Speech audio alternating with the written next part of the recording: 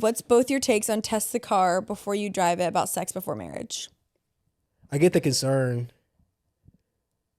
and both of us were active prior to each other even dating, and like we've done stuff with other people before we even dated.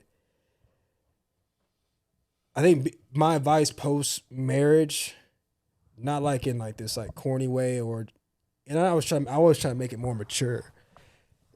I think that you can. Do you want me to answer? No, I think that if you're attracted to somebody, I feel like it's gonna be good. And I feel like that's a huge part about dating is like date somebody you're attracted to and you have like you romantically can see yourself being intimate with. But it's really just not worth it. You got your whole life to do that and experience. I also think it takes faith.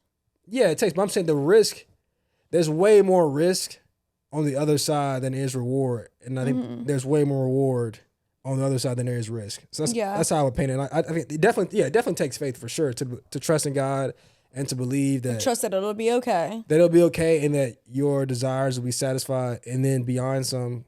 When you trust God and his timing. Correct. And I think the ultimate goal is like not to be like we always talk about it's not to just have restraint.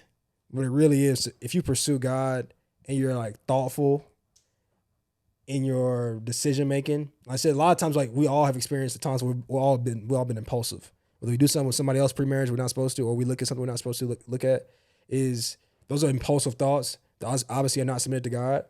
And you're like, God is going to satisfy your needs pre-marriage if you depend on him. And then post-marriage, when you do get married, find somebody that you love and romanticize, it's going to be good. Like God's going to bless it.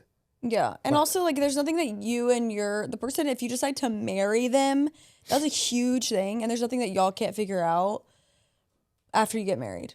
Like it doesn't have to be done prior. And honestly, if anything, it's just even more confusing prior if you are trying to honor God in that way. And yeah, I think that's like a very worldly take. Correct. Because obviously the Lord calls us to purity prior to marriage. And I just think that you can figure that out post-marriage. I think it'll be fine.